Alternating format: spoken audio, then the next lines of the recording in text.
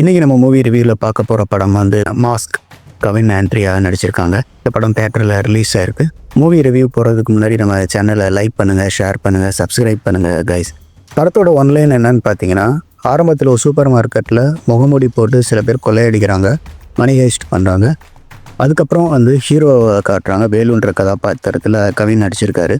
ஒரு ப்ரைவேட் டிடெக்டிவாக அந்த படத்தில் வராரு. கிளைண்ட் அசைன் பண்ணாங்கன்னா அவங்க யாருக்கு அசைன் பண்ணோம் அவங்ககிட்டையும் பணத்தை வாங்கிக்குவார், இங்கிட்டும் பணத்தை ரெண்டு பேர்த்துக்கிட்டையும் பணத்தை வாங்கி ஒரு டபுள் கேம் மாதிரி இது பண்ணுவார். அவங்க அப்பா வந்து ஒரு ஹோட்டல் ஒன்று ரன் பண்ணுறாங்க, அதுவும் கடனாக இருக்குது. ஸோ ஃபஸ்ட்டு 35 மினிட்ஸ் பார்த்தீங்கன்னா கவின் ஆண்ட்ரியா இவங்க யார், இவங்க கேஸ் அசைன் பண்ணால் இவர் எப்படி இது பண்ணுறாரு, இவங்களோட பின்னணி என்ன, இந்த கேரக்டரைசிங் எஸ்டாப்ளிஷாக தான் ஃபஸ்ட்டு ஒரு 35 மினிட்ஸ் படம் வந்து மூவ் ஆகுது. அதுக்கப்புறம் அந்த இன்ட்ரோல் சீனில் ஒரு சூப்பர் மார்க்கெட் சீன் ஒன்று இருக்கும், அதுலேருந்து தான் கதையே மூவ் ஆகுது.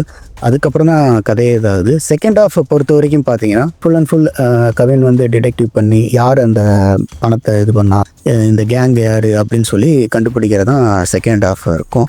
ஆக்சுவலாக அந்த ஃபஸ்ட் ஹாஃபும் செகண்ட் ஹாஃபும் ஒரு கம்பேரிசனாகவே பண்ணி நம்ம சொல்லலாம்.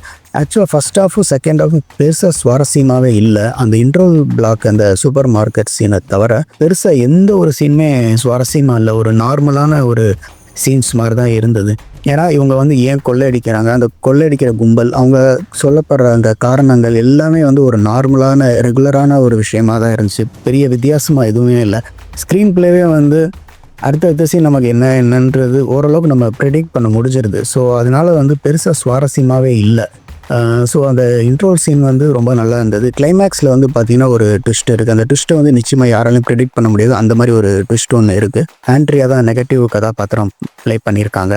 அவங்க வந்து கொடுக்கப்பட்ட கதாபாத்திரத்துக்கு வந்து அந்த கேரக்டர் பொருத்தமாக இருந்தாங்க, நல்லாவும் பண்ணியிருந்தாங்க. பட் ஆனால் இன்னும் கொஞ்சம் ஸ்கோப் இருந்திருக்கலாம் அப்படின்றது தோணுது.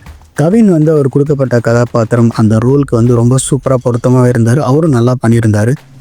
ஹீரோயின் வந்து அவங்களுக்கு பெருசாக ஸ்கோப் இல்லை. பவன் வந்து இந்த படத்தில் அரசியல்வாதியாக நடிச்சிருக்காரு, வில்லனா. அவருக்கும் வில்லன் கதாபாத்திரம் அந்த படம் பொதுவாக இந்த மாதிரி படம் இருந்தால் வில்லன் கதாபாத்திரம் கொஞ்சம் ஸ்ட்ராங்காக இருக்கணும். ஆனால் வில்லன் கதாபாத்திரம் கொஞ்சம் வீக்காக தான் இருக்குது. ரெட்டின் கிங்ஸ் சில 2-3 சீன்ஸ்க்கு வராரு. சார்லியோட ரோல் வந்து நல்லா அப்ளை பண்ணியிருந்தாங்க.